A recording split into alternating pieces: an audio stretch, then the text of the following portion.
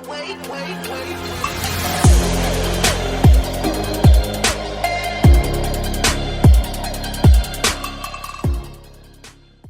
guys, it's your boy Noah the Beast, back here again on YouTube, and today guys is going to be another Faith Friday video. And in this Faith Friday video, we will be discussing about how to get closer to God. So let's get straight into this video guys. If you guys have not already, make sure that you guys smash that subscribe button, turn on post notifications, and share this video with somebody that needs to hear it. And also comment down below what takeaways do you have from the video and what touched you the most about this video.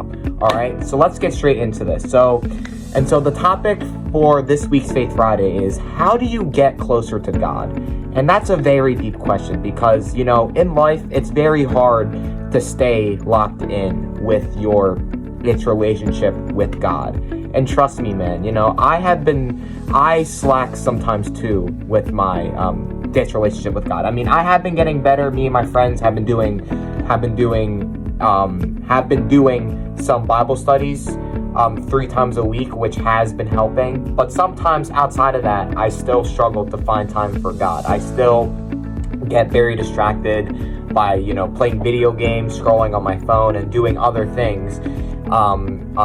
It's besides talking to my creator. And so make sure, man, that you always find time for God. And it doesn't matter, because God doesn't have office hours. He's not somebody who has a closing time, or you know, somebody that obviously you can only talk to at a certain hour of the day.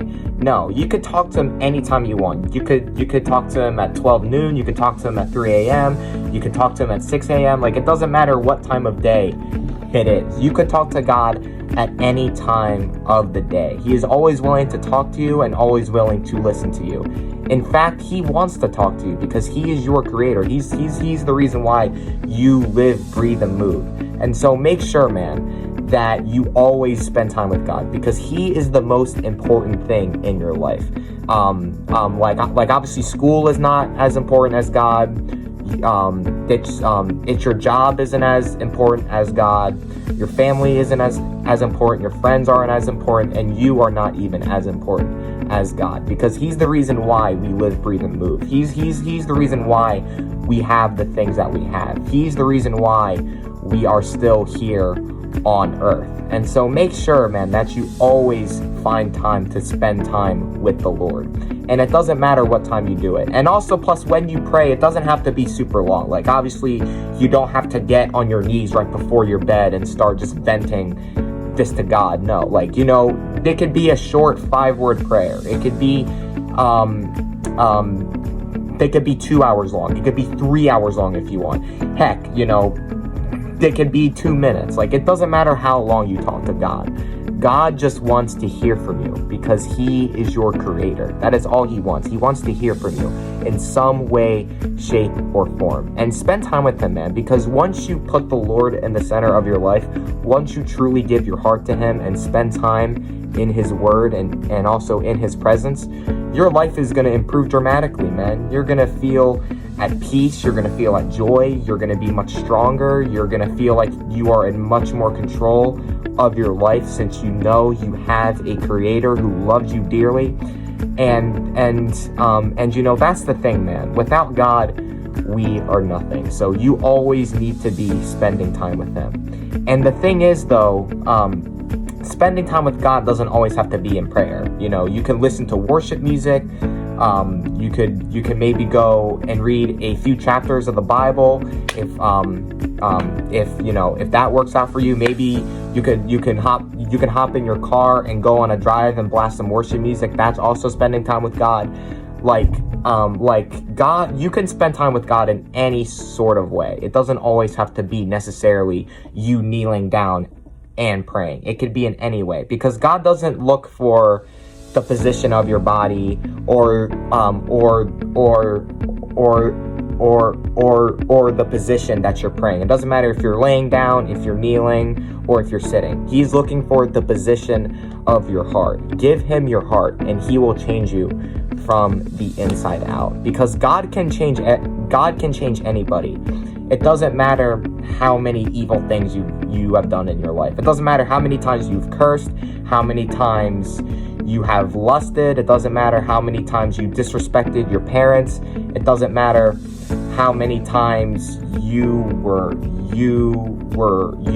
being mean to somebody. It doesn't matter how many possible evil things that you have done in your life. God can change your heart as long as you come to him with a humble and contrite heart, and as long as you give it your best each and every single day to follow him. That is what is going to make him proud, when you try to follow him each and every single day. And guys, I am not perfect, guys. Nobody is perfect. The only one who is perfect is God. And so make sure, man, that when you come to the Lord, you don't have to be perfect. Come as you are. He will clean you up. He will clean everything that you are struggling with. Not just sin and not just evil, but the problems in your own life.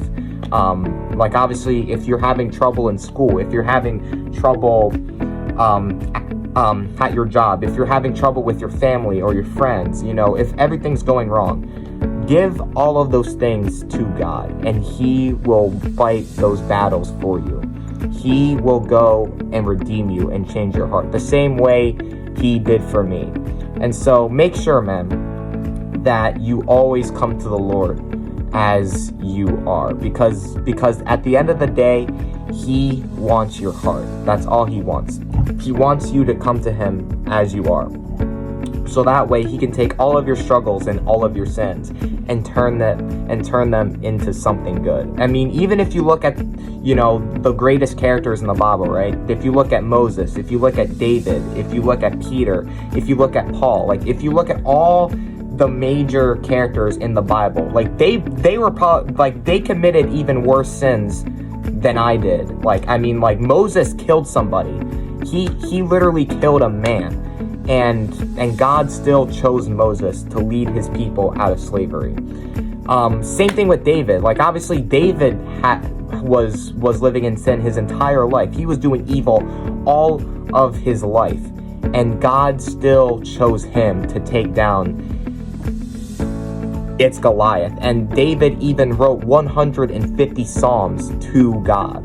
And so God can choose anybody to carry out a mission. And I feel like through my content, through my sense of humor, through everything that is in my personality, God is using my personality traits to get his word out. And trust me, guys, I know sometimes in my gaming videos or in my Tier List Tuesdays, my jokes can be a little bit too sus or too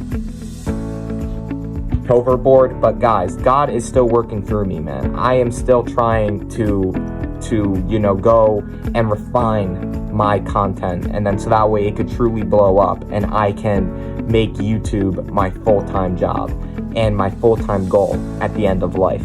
And God can choose anybody. He can choose anybody to carry out a mission. All you have to do is come to him with a humble and contrite heart and say to the Lord, change my soul.